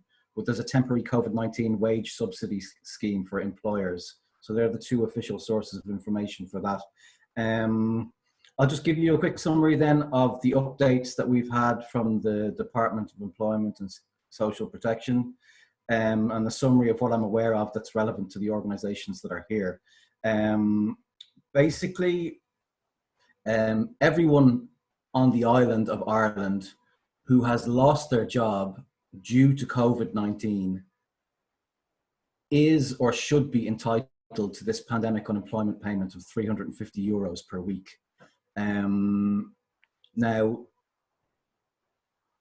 there's some kind of grey areas here and there, but there shouldn't be. But I've been collating questions group, several different organisations, and I've been collating questions and queries in writing and sending them to the Department of Employment, the DEASP, and getting written response. We have a migrant consultative forum as well. So the criteria, there's different payments that you can apply for. Apart from the COVID-19 pandemic unemployment payment, PUP for short, there's job seekers allowance, there's job seekers benefit. There's also exceptional needs payments and urgent needs payments, which are not dependent on the habitual residence condition. There's rent supplements and there's various social welfare payments that you can apply for. The message I would give is, if you're not sure, apply, right? The application process is relatively straightforward, and the form is not particularly complicated. I think it's 1 page, if I'm not mistaken, and you can also apply online. So if you're not sure if you're entitled, don't really wait to find out if you're sure or not, just apply for it and see what happens. Sending, and this is regardless of immigration status as well. I mean, this includes undocumented workers, and the department have said that they're not going to share information with the Department of Justice or with immigration around applying for these payments. Some of our questions haven't been answered yet, and so there's a kind of an ongoing communication with the department. There was a letter to the Minister, Regina Doherty, was signed by 40 organizations, which was asking for an increase for the allowance and direct provision of €20 for both children and adults for the duration of the pandemic. So we're waiting to hear if there's any response on that, and if there's any response on that. As regards asylum seekers, it's a bit complicated when it comes to asylum seekers. Officially, they should be entitled to the pandemic unemployment payment, but I was trying to get clarity on this earlier on today.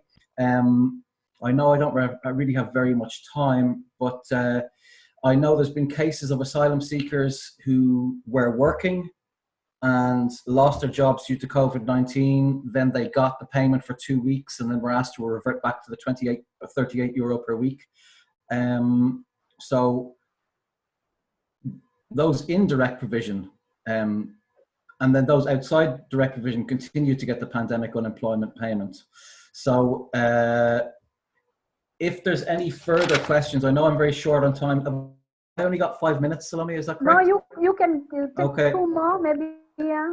Okay, so basically, as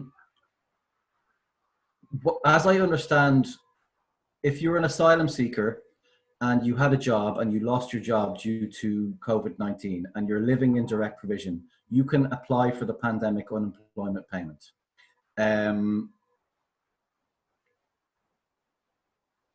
It's up to the DEASP, it's their discretion then whether they give you the payment or not. I think what's happening, what seems to be happening is that asylum seekers living in direct provision are being means tested, and included in that means test is the food, accommodation, utilities and so on, and that's why they're not being granted the payment. And then asylum seekers outside direct provision continue to get the payment. So it's a bit of it should be everybody, but the department we're trying to communicate with them and get clarity on these issues. If any of you have further queries on this, I could refer you to the Crosscare. There's 3 different teams. There's Housing and Welfare at crosscare.ie, Refugee Service at crosscare.ie, and then anything related to immigration status is the Migrant team. For information and advocacy services is 873-2844. And we also deal with people who are returning to Ireland in potentially difficult and vulnerable situations as well, and provide training on social welfare.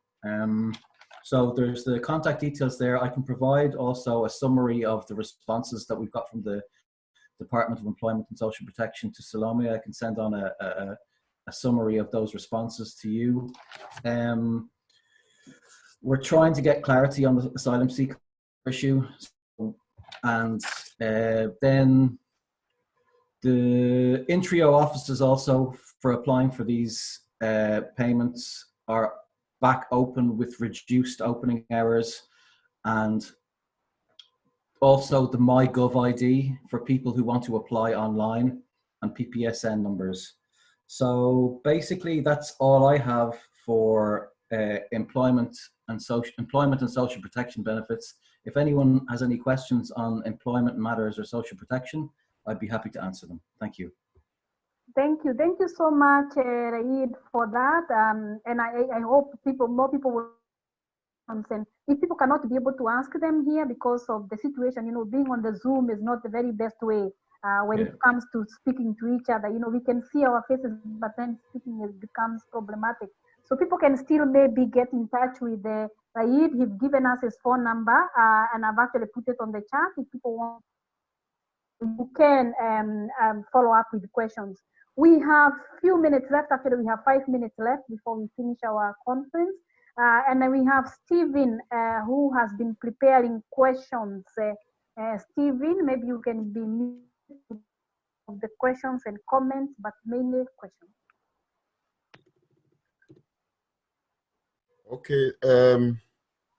Thank you, Salome, for this wind up the whole discussion on participation. Well, there was a few questions to Ravind. And one of the questions was, how can a woman dealing with post-traumatic stress disorder due to sexual harassment, rape during lockdown, as advice, what would you give? What would you tell them? Then there was another issue of someone concerned about porn and addiction to masturbation. So they would want a reaction from you. Yeah, go on, Ravind. Well, I'll try to take both of them. The first one, the lady, I'd be very concerned about her safety. So there's not really a lot of information there whether she's out of that situation or not. But that would be a priority number one, I guess. But Sarah Benson's organization that we heard just speak very well there earlier on, they would be able to offer her support and access to services around domestic abuse and violence and sexual violence. And also, of course, there's the Rape Crisis Centre phone line. And that's also, it's called the Dublin Rape Crisis Centre sometimes, but there's a national helpline, free phone, 24-hour helpline. So that's 1-800-7788. And there's places around the country that are also looking after sexual violence and offering access to support. She would need a trauma experienced therapist. There are different, EMDR is one type that's used a lot these days, and there's another type called sensomotory, which works in the body. And that, so it wouldn't just be any sort of counselling or psychiatry. It would need to be someone who's experienced with trauma. And I'm, of course, happy to be contacted by this person and or by someone representing them, and we could look at what might be possible there, or referring into something possible. So that's Ravind. Salome can share my email address, ravind@talktherapy.ie. And I'd very much like to help. The second one is, that sounds like problematic sexual behavior. It's hard to know. It was mentioned a couple of times about Maslow's hierarchy of needs earlier, that this could be someone who's frustrated, and because of the lockdown and lack of privacy and that, is around media too much and it's got out of control. Simpler to handle by trying to de-stimulate the environment and bring in boundaries around and look at what's going on there, if it is just frustration and the lack of privacy, and that if it is something that's been ongoing and it's getting worse because of the lockdown, and again, access to technology and not being able to go out and all of that, it probably falls under the area of a kind of a problematic or addictive type behavior, that if the person is willing to engage, because sometimes people don't want to engage or they don't feel they have a problem, it's other people do, it can be a bit difficult. Again, something like someone with a experience in that area of counselling, addictive behavior or problematic behavior could help, and it's quite common. It's quite common prior to COVID-19.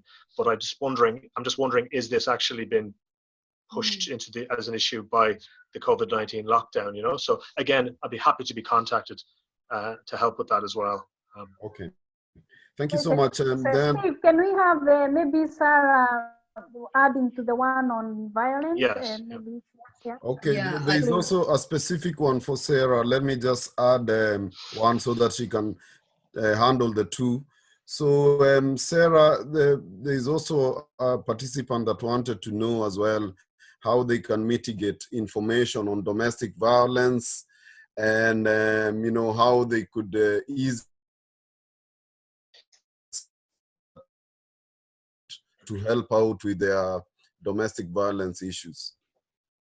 Okay, so if I understand that question, it's somebody who is themselves experiencing domestic violence or abuse. Would that be how that?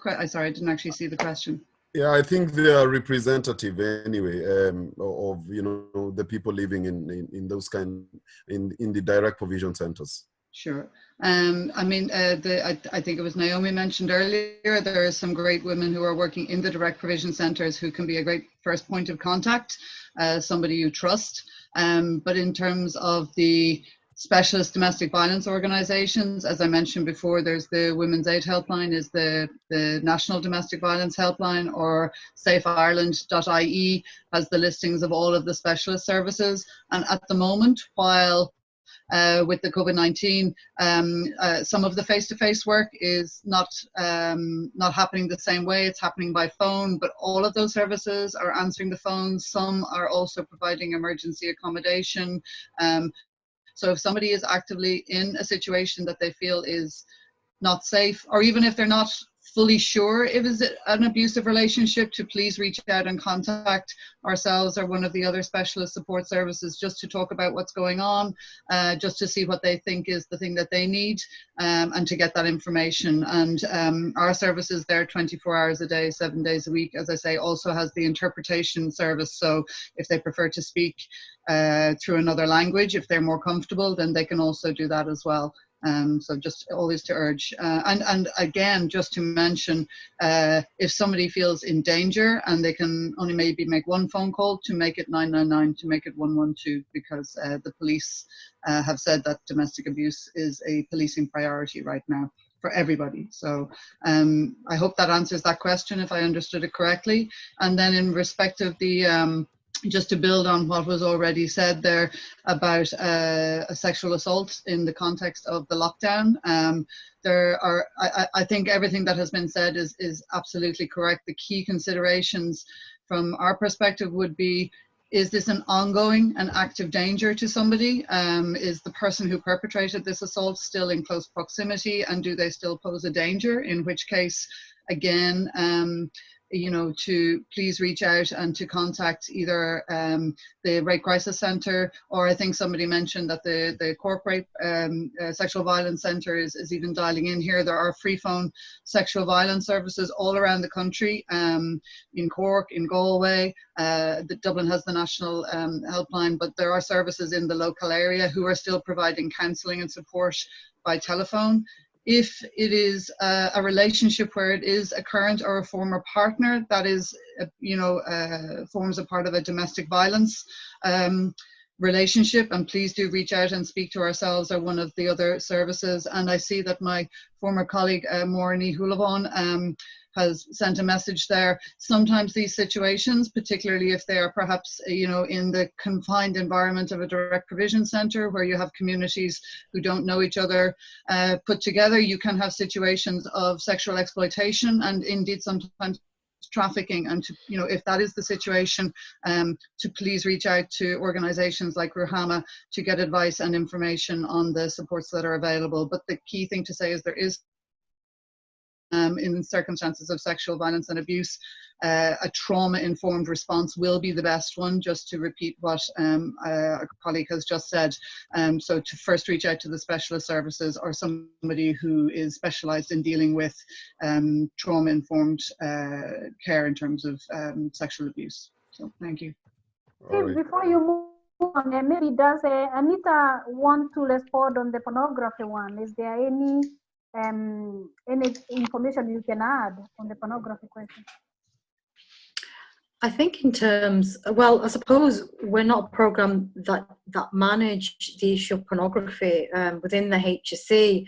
I think the best thing to do to, you know, it depends. It's really difficult to comment on this because it depends how you define excessive porn use. You know, whether it's something that most people view porn within a healthy boundary, within a healthy relationship, to aid the relationship, masturbation.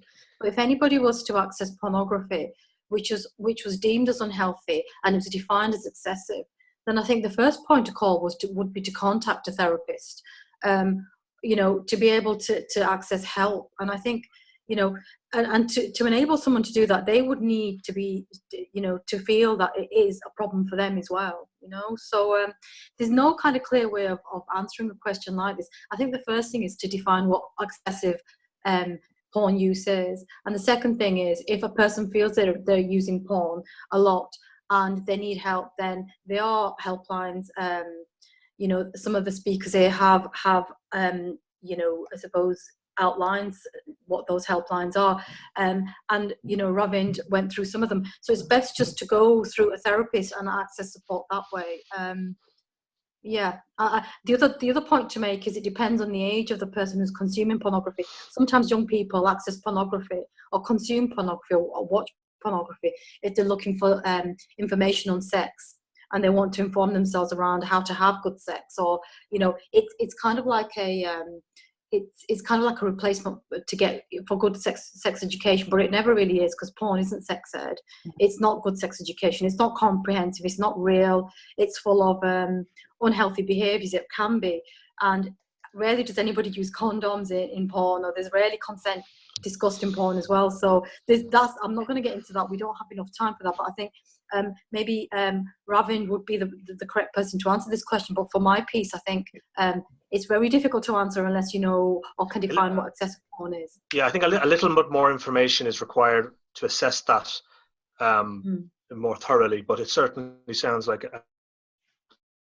finding in problematic sexual behavior or this addictive type behavior would be someone who could help if the person is willing to engage, of course, Yeah, and just to let the participants know that all the information will be shared after this conference. So all supporting information and all the presentation here, we are going to share it with the participants after this. So it will be available and we'll be happy to share it. So the next question is to Rosemary, who's one of the participants was wondering how they could support, a mentorship program in DP. And also they were wondering how the living cert has affected people living in direct provision. And, like the school-going children, how are they able to cope with lack of facilities like laptops and all that? Oh, thanks, Stefan. I don't know which one I start first. Okay, the access to the laptop and the Wi-Fi is really much of a challenge. So some parents, they would actually go in, ask the teachers if they could just email the work, and then some of the management, they're good enough to print out the assignments, the schoolwork for the children.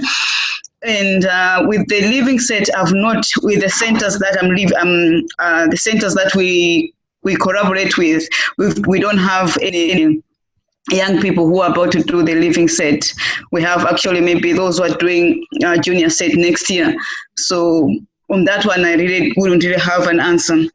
Regarding the support for parents with the schoolwork, like a WhatsApp group, I would say that would be a good idea. Only that if there's no specific time where people have to meet, if it's left open, that whenever you have a question, you just put it on, then I think that could work. And I was also just scrolling through some of the comments that people were making, and there was a comment from Keyboard Power, who spoke about helping mothers with young children, and she mentioned to say we're not allowed to leave our children alone in the rooms. And I wish I could have like maybe a suggestion on how these single mothers can manage their lives, because they've come to us and we don't have any suggestions to them, because we can't take the child to help them with the baby because of the social distancing. So I would also like to hear that. I hope I've answered. Yeah. All right, thanks. There are some challenging questions that we cannot answer within the course of this conference, but of course we will endeavor to put them in a document and see what would be the next procedure, or what would be the next step to take on these questions. Then I think it wasn't very clear about Riyad's presentation on the means testing of the COVID-19 payment. So I think it is not means tested, and most asylum seekers are not benefiting from the COVID-19. So I think that is clear from a practical point of view. Whether in policy it is something different, I don't know. So probably we want to get a reaction from Riyadh on a policy point of view and what normally happens in this kind of situations. Can you repeat the question, please? No, it is what is the concern is that the COVID-19 is not means tested. The payment, So, I mean, as you mentioned before, the people living in direct provision, you know, accessed it for 2 weeks and later on were denied and reverted to €38. So we're just asking, in terms of policy, do you think there's something that can be pursued there, or it's just, you know, a discretionary payment that people get? Well, from a policy perspective, I was trying to clarify this with my colleagues earlier on.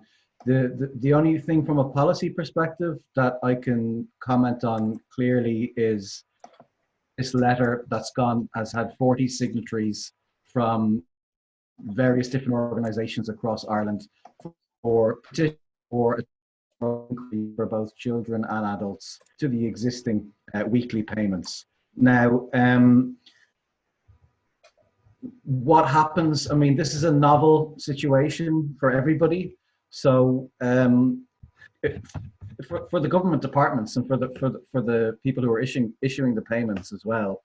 So they've had a massive increase in applicants, and they're, you know, the same as every other organisation, having to adapt and try to manage as best they can under the circumstances. So, policy-wise, it's what's stated on the official communications and on the official websites and what happens in reality.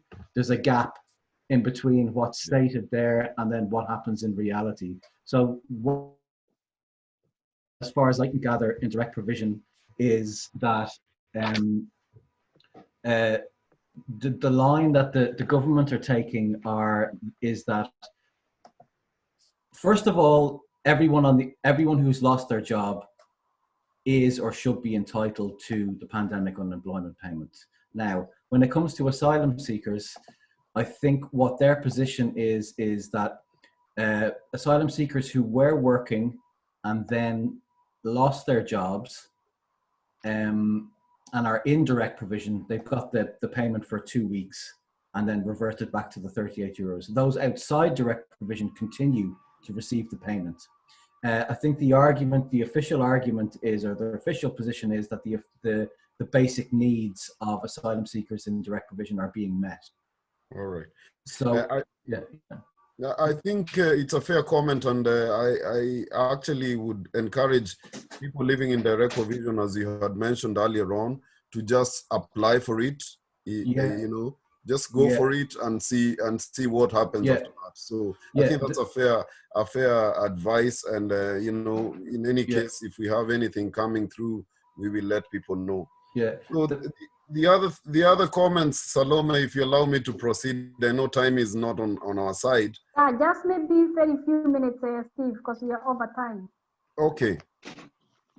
So the other comments were just appreciating, you know, the presentation from our speakers, and you know, they were just you know, agreeing with what the speakers were saying, and you know, the information that they gave on support and everything.